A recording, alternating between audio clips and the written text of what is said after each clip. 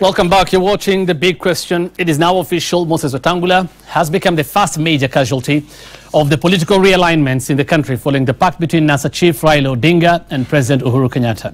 Today, NASA senators, majority of who belong to ODM party, unanimously voted to replace Wetangula with Siaya Senator James Orengo as the Senate minority leader. The big question tonight, we speak to Senator Orengo, who is in studio now. Thank you so much for making time for us tonight. Thank you, sir. We speak of this particular development and others, of course, including the pact and its wider implications on the future of NASA.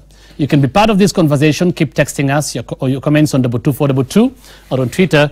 Use the hashtag The Big Question. The question tonight we're asking: will NASA survive Wetangula's ouster? We've seen all those reactions from the other NASA principals. Let's take a look at what you're saying. Quick sample now of your tweets and SMSs. All right, we'll get to that later. All right, we have that. First, we have, and Senator Orengo can see this. This is the Wiper Party that actually says the ODM party has blatantly crossed a red line by making a mockery of the NASA coalition. The treatment of Senator Moses Wetangula is unacceptable. It will not be business as usual. That's a threat. This is ODM's reply, Senator Orengo. That's a gif. Yeah. Actually asking seriously. Senator Orengo will respond to all this, plus other tweets and SMSs that you have. Keep talking to us, text us. Okay, we have another tweet. Senator Ledamo Lekina is an ODM senator, very instrumental in what happened today in Parliament and at the Senate. Says Moses Wetangula, a man with one cow, cannot be in charge of a cattle tip. All right. Right. Okay. Well, keep texting us. 22422 on Twitter is the hashtag The Big Question. Congratulations, Senator. Thank you. Orengo, that actually seems to take you by surprise, you know. Yeah, thank you. Though your election, others in your coalition term selfish and mischievous. Yes. And I'd like to hear what was said today by the other parties in the NASA coalition. Let's have a look.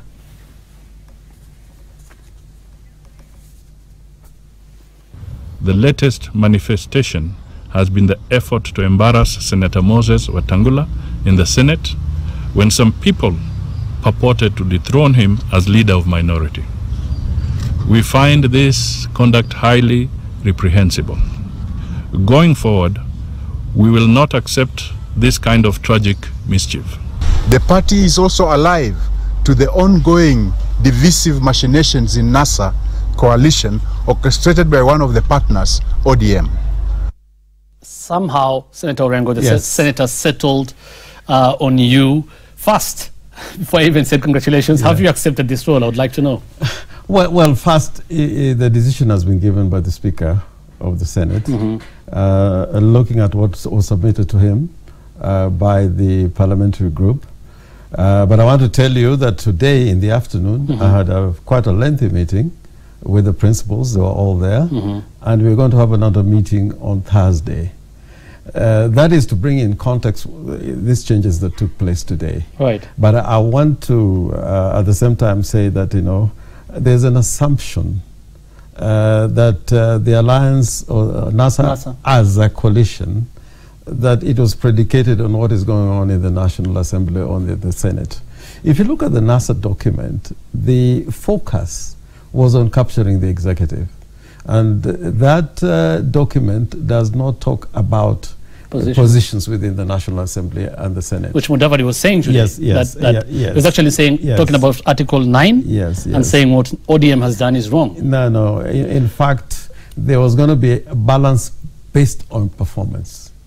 The executive, according to the agreement, the executive was not going to be based on performance. It was set out who was going to be what and who was going to take what ministries. But when it came to Parliament, it said the positions were going to be based on performance. Right. But I don't want to pursue this topic too much because it is work in progress. But I want to tell you also that, you know, NASA is not dead. Because if you look at the documents that established NASA and, you know, the organs of the coalition, it cannot be dead until those organs sit and make a decision about the future of the coalition. Okay, well, we'll come to that. But back to my question. Are you accepting the role as the Senate minority leader?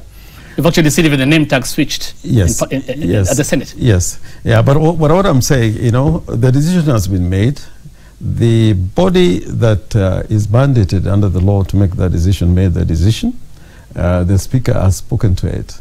But I'm saying, before I sit on the seat, I have to give, space to the coalition, to the principals, and by the way, all of them, the 4 principles are still in place. And I told you we had a discussion today, and another one is going to be there on Thursday. So that is, am I supposed to assume you're not yet accepting this position until you hear from the principals, or until it is discussed by the principals? Not that they are going to make a decision. The decision has been made. So the decision has been made. You are the Senate minority leader. By the mandated organs. But the coalition also must sit, including the principals, to go through, what has taken place. And if that the leaders or the principals decide otherwise, you are willing to step down again?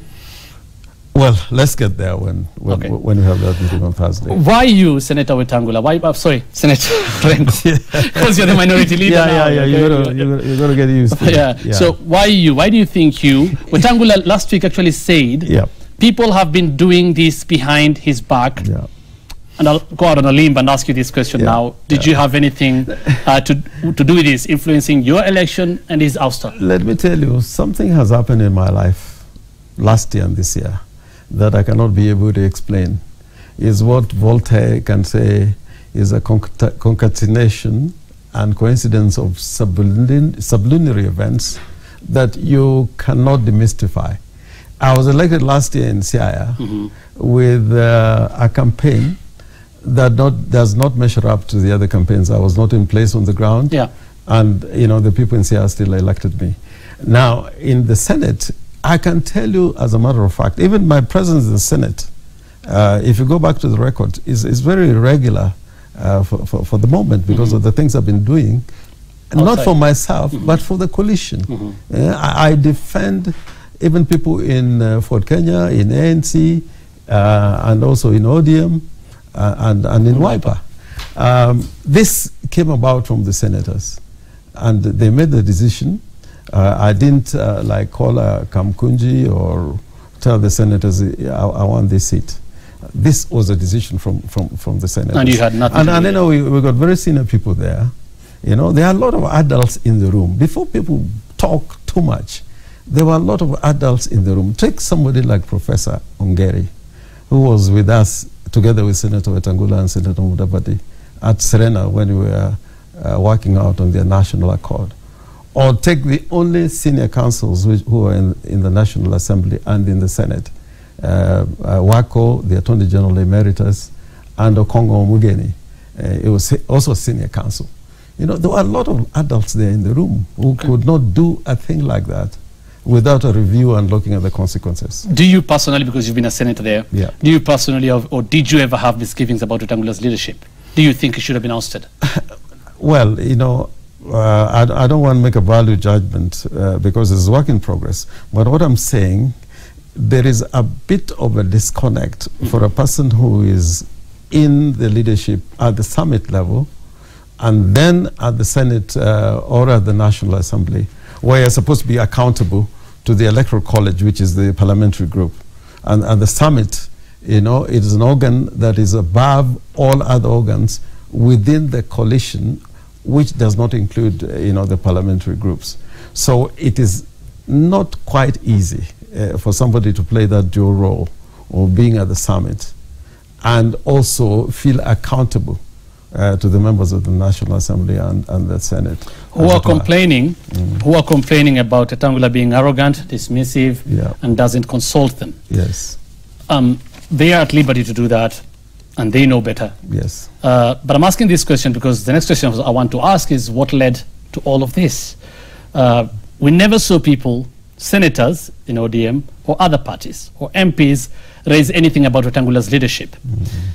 I'm asking this because some of the people who attended last Monday's meeting at Stony Athi say Wetangula's problems began then.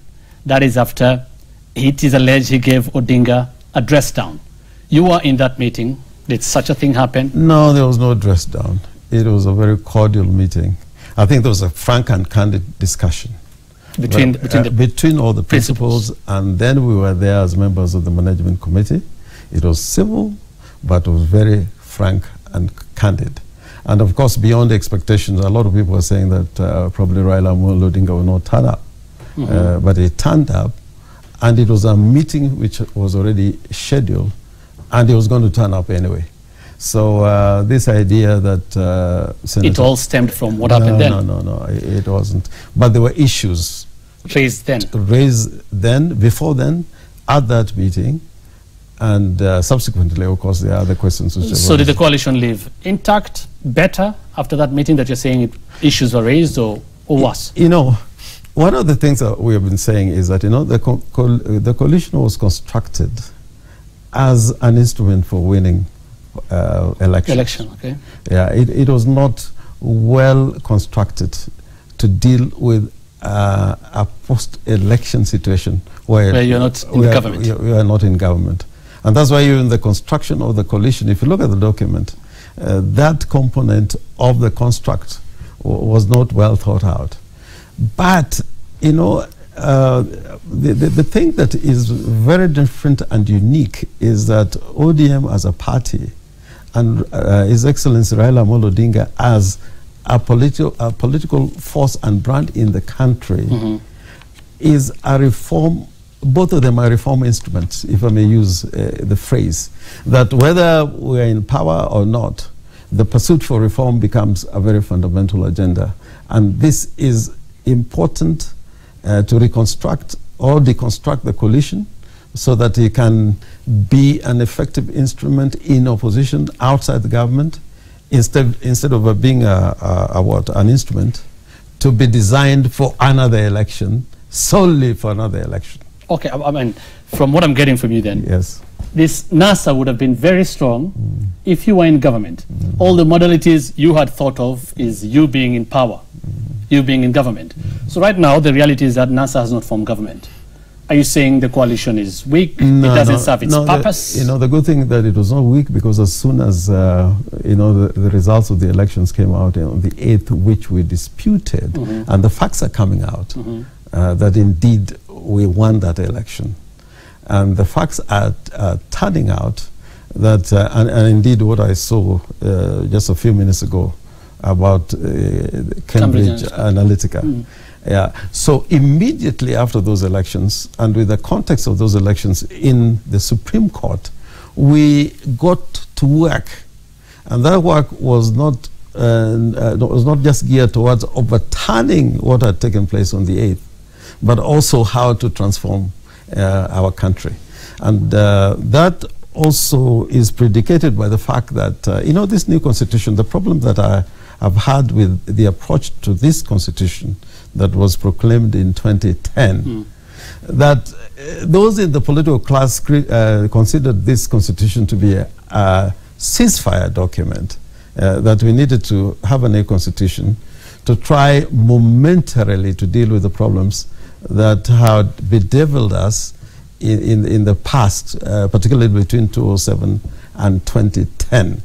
Now, if you read some of the writings from even people like William Mutunga, this Chief Justice, talking about this document being a transformative document that is supposed to bring a transformation in our society, rather than a document which is meant to just to settle immediate scores.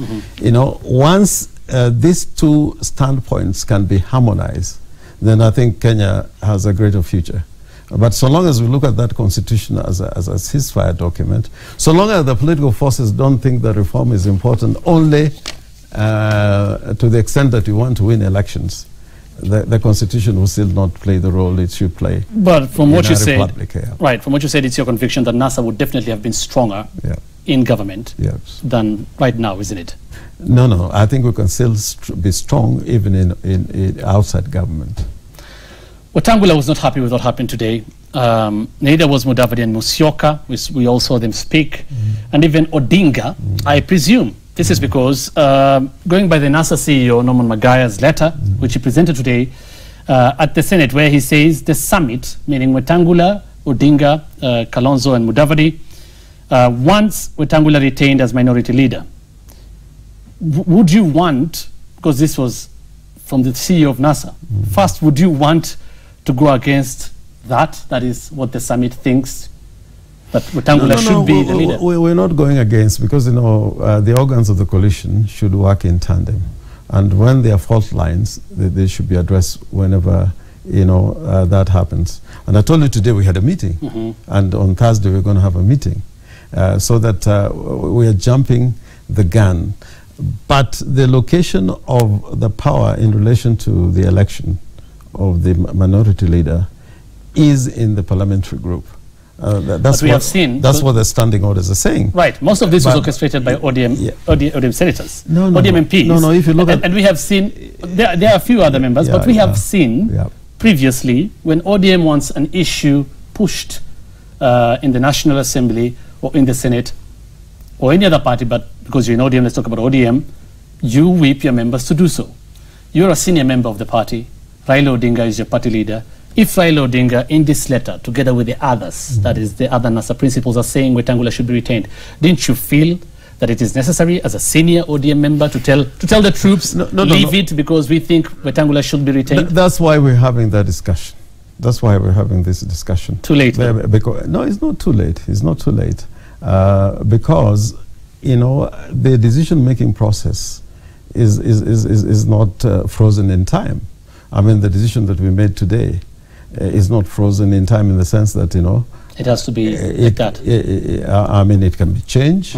It can, other people can say that in order for Orengo to be minority leader, you need a different formation in the Senate, because some of the positions now, like deputy minority leader, we got to elect somebody else.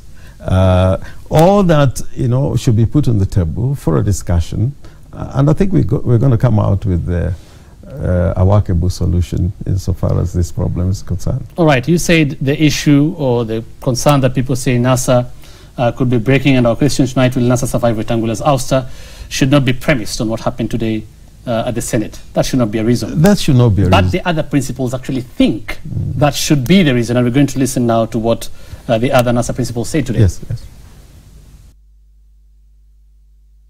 We do not have to get to that. I want to call on my friend Jim Orengo, because he knows the importance of this decision. I don't want my friend Jim Orengo to be the one to go down in history as the one who collapsed NASA. That he should, this is my appeal to him, he should decline this nomination. Thank you.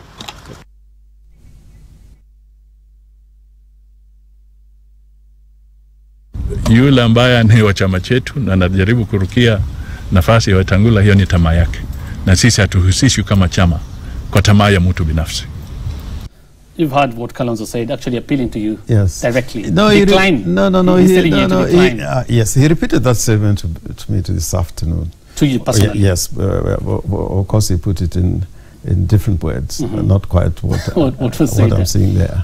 Yeah, but what I'm saying, you know, looking at this issue without looking at the history where we come from, how we have built these coalitions over time, that this only one issue could make the coalition collapse.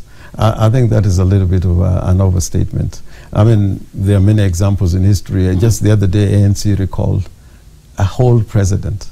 It didn't lead to a collapse. That's not the first time it happened. They think it will lead. From what Kalonzo said. Yeah, then I think we're not thinking deeply enough. In Ethiopia, the prime minister has just been recalled. The party there is still intact. So I think the coalition should sit down and find out these fault lines, and I think, you know, we can still move forward. Right. He actually thinks this will be the reason, from what he said. Yeah. That this is actually the fault line. They have said in the tweet that I just read to you, you have crossed the line now. No. If I crossed the line, we were in a meeting today in the afternoon. They had agreed that we are going to have another meeting on Thursday. If I had crossed the red line, and there was no possibility of trying to reconcile, you know, probably the differences that we may be having, then he would not have acceded to the meeting we are going to have on Thursday. All this, Senator Orengo, seems to be as a result of the Kenyatta-Odinga Pact, which political pundits say is almost always in the verge of splitting NASA. You're saying, no, NASA will remain intact from what you're saying. Some ANC members we've had speak, like Maluka, have openly said you are doing this. And we saw another article today from Eseli Simiyu, Tongaren MP and Ford Kenya Secretary General, that ODM is trying to rock the coalition from within, and you should be bold enough and just leave. That's what he actually said. Muluka has also openly said that you're doing this as ODM to wreck the coalition and be free from the coalition agreement of last year that required ODM to support another presidential candidate in 2022. Not quite. I mean, again, I take you to the past. In 1997, when this country was burning, and people were trying to find out, what to do. Everybody was treating Moi as the enemy. Raila Amolo Odinga, together with the leaders at that time, including Mwai Kibaki, said we must go into dialogue with President Moi. At that time, there was accusations that why did Raila Amolo Odinga have to do that? But it brought changes that made it possible when President Kibaki was running in 2002. It made it possible for the opposition to win those elections at that time. Again, in the year 2002, that's the year 2002, when the new constitutional dialogue had started in earnest. Again, you could see Raila Amolo Odinga stepping in and saying, we must have a conversation. And I think this is part of Raila Amolo Odinga's history, that the contest about power maybe reach certain heights that you can't talk to your compatriot. You cannot talk to a brother who is part of the Kenyan nation. That is not healthy. And Raila Amolo Odinga said this is not healthy. And if you look at the document so far, as was given to us by the two leaders, there's nothing about sharing power. There's nothing about the next elections, what formations will emerge. They're dealing with problems like devolution, corruption, inclusivity, and so on and so on. Right. That. Yeah. So back to my question then, or let me put it more directly then. Yes. Based on the coalition agreement, will you support, as ODM and Raila Odinga and the team, because you're a senior member of ODM, will you support another candidate in the coalition of NASA in 2022? Why not? Why not? And you have demonstrated it before. Raila Amolo Odinga has stood up and supported other candidates. And what we're saying, it will be a new situation. We'll look at it. We'll look at the coalition agreement. And if you listen to the speeches that Raila Amolo Odinga has made, including Machakos, when we had the People's Assembly, he said, he had agreed that in the next elections he will support. Although you've just said it will be a new situation. I don't quite understand what you mean by that. No, I'm saying it's a new situation in the sense that now we are talking. There is even talk about possibility of amending the constitution. So meaning you may not necessarily refer to the coalition agreement? No, that begged you to support another person in the NASA coalition? We'll refer to the coalition agreement. But what about if what people are saying at the moment that we'll need to look at the constitution, change the structure of the executive, it'll be a different ball game. Then it won't apply. If we adopt a parliamentary system, for example, there will be no presidential candidate necessarily. But I'm saying if things remain constant and the same, and all the principles remain in place, which you believe is going to happen until which according to me, there's no reason why they should not continue to work together. Then you will honor that agreement. 2022, the agreement that we reach in accordance with that agreement will be honored. All right. Yeah. More than anything, the other principles, it all took us by surprise, by the way, the pact and the meeting between Kenyatta and Odinga. I don't think it took you, it was surprising to you. I'm sure you must have known prior. More than anything, the other principles have lamented on not being consulted about the pact and also want to be included in what they call a structured dialogue. First, why were they not consulted before? You get to moments in history where probably when the two principal leaders meet to create the goodwill, then you open the door. I mean, when Mandela talked to de Klerk, when he came out of prison and announced to South Africa that he was going to talk to the Nationalist Party, there was no construct, there were no deliverables that he could give to South Africans, that this is what I have come out with after talking to de Klerk.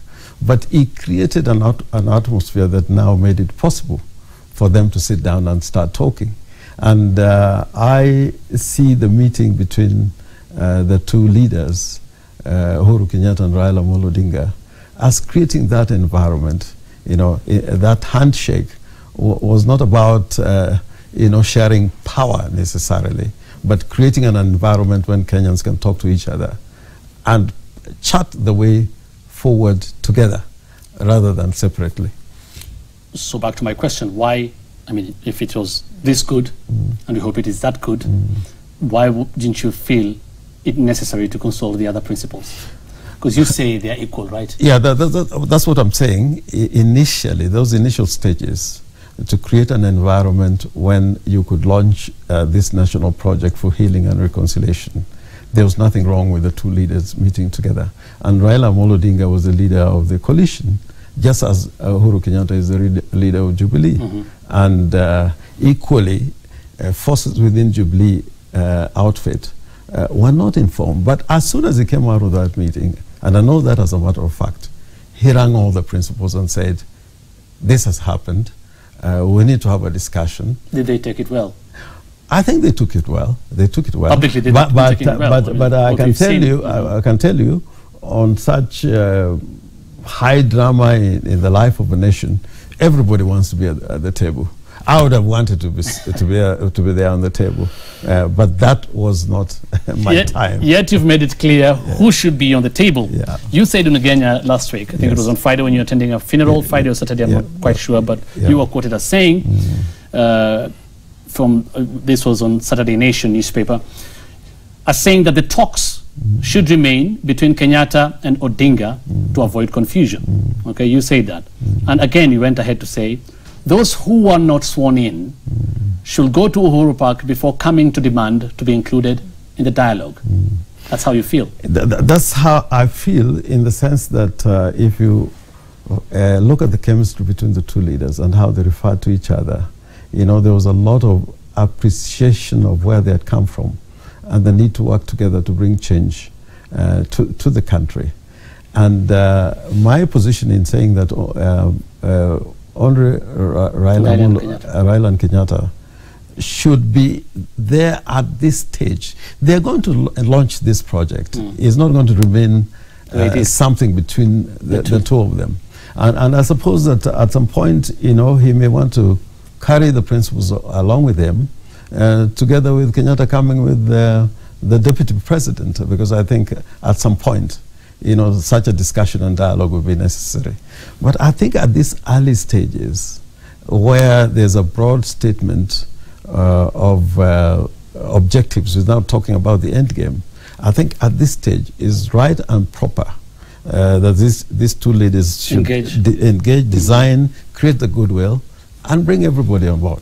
So one of the reasons is because you don't think the other principals did well by not going to Uhuru Park during this. Well, that was a disappointment. I can't escape from saying so, because so they don't deserve to be on the table. And that was our expectation. I think if they had been at Uhuru Park, it would have created a different kind of momentum, and it would have forced the two leaders to expand, that meeting. But immediately after that meeting, there was a question: Raila is going to be arrested. Those who attended or consented to the oath being taken were to be arrested, and two of them are already, facing charges in court, including a deportation order. Jimmy Wanjigi has a plethora of cases that are emerging against him. Right. So you think, again, going by what you said, you think because they did not show up there, they don't deserve to be part of this. That is what you said. I said at the moment. At the moment. And I qualified it because it would cause confusion at the moment. But at the appropriate time, because this project is too big, it is not about Raila Amolo Odinga and Uhuru Kenyatta. But just for the record, it's about Kenya. For the record, because we've heard from the other parties, including saying that Odinga had promised to call them and told them to switch off their phones, only for Odinga to go and get sworn in alone. So how would you recount what happened on that day? Why did they show up? What happened? You know, I was there. And, you know, our going to Uhuru Park took a very, very, very long time. And we were in communication, by the way. With them? This thing about the Nigerian number is falsehoods. You were in communication that same day That same day, up to the moment when we were driving towards Uhuru Park, we were in communication. If I give you my telephone number, I can show you whom I spoke to. I've not erased it. And the truth of the matter, we were in communication until the very last moment. And when it looked like Raila was going to face this alone, he informed them then he was going to give the apologies, which he did. And I heard him say that moment came as a result of what? Because they said we're not coming? Or what reason did they give us to them not coming? Well, even as we were going, we still thought that they were going to come. They gave the indication that they were going to come. They were going to come. So it was a surprise to you then that they didn't show up. And even a rendezvous had been agreed that they would drive in from a particular direction. We're driving from a particular direction, and we'll meet around the Serena Hotel, which from where we were was a drive of 5 minutes. From where they were was a drive of about 20 minutes because there's no traffic on that day. So we said, you take off now, and we'll take off 10, 15 minutes after you've taken off. And they didn't? Then we got there, and when they didn't get there, again we tried to find out, and when we reached around Serena, that's when we got the message that they may not be turning up. And then Raila said, okay, I am going to extend your apologies to the congregation. We've listened to them before talk about this. It was only fair for you to tell us your side of the story. But the invitation is to the others as well. This is Senator James Orengo telling us his side. Of course, we'd like to hear what the other sides, the three sides, that is NASA. And by the way, by the time we were talking, there were a lot of people in that room. Who can confirm? Who can confirm? A lot of people. We hope to hear from them at some point as to what happened. We had to get to the finer details, as you said as well, of the Kenyatta-Odinga pact. Other than their statement of action, the things they say they'll do together, what kind of engagement will Raila and generally ODM have with the government? What role will you play? We are still an opposition party, at least in Parliament. We're in opposition in Parliament. And we occupy leadership of the opposition in Parliament in both houses. And by the way, this is not strange. If you go to the United Kingdom, the Irish Democratic Unionist Party is working together with the Conservatives, but they are not together in government because that party the Conservatives are going to be a minority party, as it were. So the extent of their support is to give them a majority, but not necessarily join the government, so long as some of the issues were taken on board.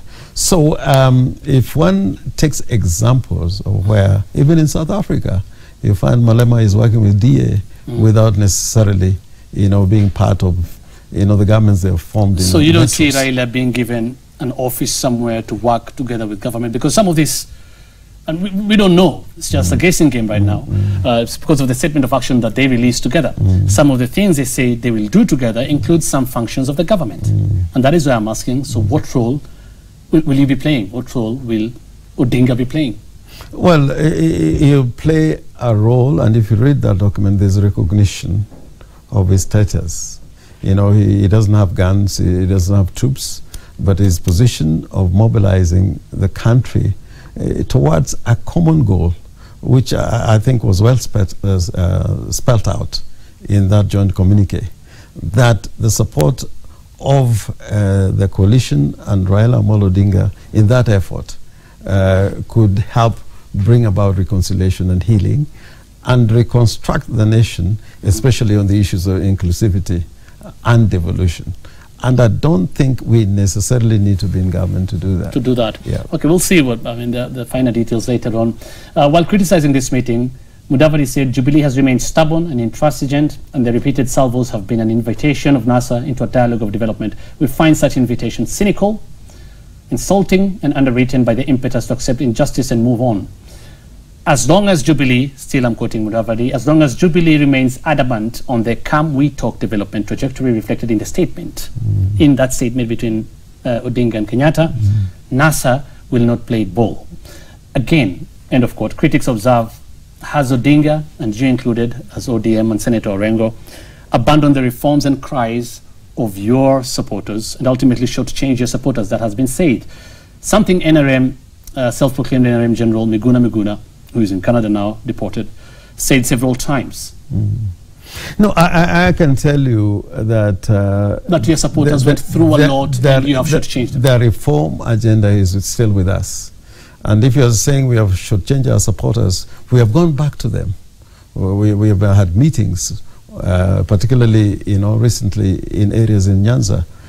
We've been to areas within Nairobi trying to tell our supporters what all this means. They have been addressed the extent of this cooperation between us and the Jubilee Party. So it's not like we are going to run away from them. And by the way, when our people died and they needed help, who was there? Who was there? Just look at the pictures. At least I can say Madame Passaris was there. But look at the pictures. Who was there? Who was mourning with the people and taking care of the people who are... Meaning some of these NASA principles may not have been there. No, I'm not saying that, but I'm saying just let the facts speak for themselves. There are people, and I think we need to be honest. Even what this meeting that Uhuru and Raila held on the 9th of March, it was a consequence of 30th of January. There was a realization that this country was headed, which some people did not participate to disaster. And the people who were ready to move in different directions, but still think about the good of the nation, found it fit to come together and talk. Around 30th, people were talking about Raila being arrested and charged for treason. Some people are avoiding that. Miguna is out, and the charge is still pending against him. And what is his fate? I mean, now that you're saying you're working with government, what is his fate? Well, I don't want to say that, but we are saying there are conditions precedent in order to create an enabling environment for this Raila Uhuru project to take place. Is that part of that? Is the return of Miguna part of the conditions? It's part of the conditions. In fact, on Friday, I'm going to see the Kenya National Human Rights Commission, because they were directed by the court to make sure that facilities are created for Miguna's entry into the country. And if there's any problems, they are going, to report back to the court. But I'm saying even on the Miguna issue, who has been there standing with Miguna in the courts and saying that he must return? The pictures again make it very clear. The courts make it very clear. I think rhetoric is not enough when you're in a situation like this. I would assume you're talking about... Political action is very important. I would assume you're talking about strong ODM presence in all this. Not just strong ODM presence, but commitment. In all this? In all this. All right. Finally, I want to take a look at a soundbite here from Junaid Mohammed. This is what he said in Parliament last week. When the General says you march on, Mr. Speaker. When the General says you retreat, Mr. Speaker, you retreat. And when the General says, Mr. Speaker, you resist, you resist. When the General says, Mr. Speaker, you hibernate, Mr. Speaker. And when he says dialogue, you dialogue, Mr. Speaker. Went ahead, I mean, there's a point he was making when he went ahead, not a point he's necessarily made, but what the inference I get from that. He went ahead to say, when ODM stops resisting, the others will just have to follow suit. You have been, for several years, you fought for democracy. Many feel that this pact will weaken the opposition in Kenya, or opposition politics in Kenya, ultimately because of the numbers you have as ODM in the Senate and the National Assembly? First of all, this is not the first time that, let's say, Raila Amolo Odinga has been in government. He's walked in there, and when he found things do not work, he's come out and fought out there with the people. You know, positive political action. We have been there also. I think we should be judged by our record, that we're not going to take anything just because, you know, certain rewards are placed on the table. What we're thinking about is the country. And I can assure you that Raila Amolo Odinga is not going to enter into an agreement which is merely concerned about, you know, the positions of those political players in the political class, but is thinking about the whole nation as a whole. And that statement speaks for itself because it talks about the issues to be addressed, not about the positions that people have to be given. We'll leave it at that, and we're going to see what will happen when we get the finer details of that pact or that agreement. I'll take a look at some feedback very briefly. Sample now. On Twitter, Obaga, I think, says there are no signs of survival. Let Senator Orengo convince Kenyans that what they have done to their colleague is not betrayal and mockery of the highest level. He denies that. We are yet to see their sincerity in the handshake. Very doubtful group of leaders. Jacob Adera says NASA as a coalition will survive. Wetangula is just a small wind that is passing. By the end of the week, all shall be well. Ford Kenya must stay in NASA to remain relevant. And Monari Ochwangi, NASA is busy killing its future, but for clarity, ODM is out of NASA. Orengo again denies that. Right, so keep talking to us. Text us on 22422. On Twitter, use the hashtag. The big question we are asking again, will NASA survive Wetangula's ouster? Senator James Orengo, thank you so much for making time for us tonight. I wanted to call you again Senate Minority Leader, and thank you for making time for us tonight, but I don't know if I should do that because you're saying we wait until Thursday. Yes, but I've told you the decision has been made. So I'll call you Senate Minority Leader. Yeah. James Orengo, thank you so much for making time for us. Thank you, Sen. On the big question. Keep talking to us.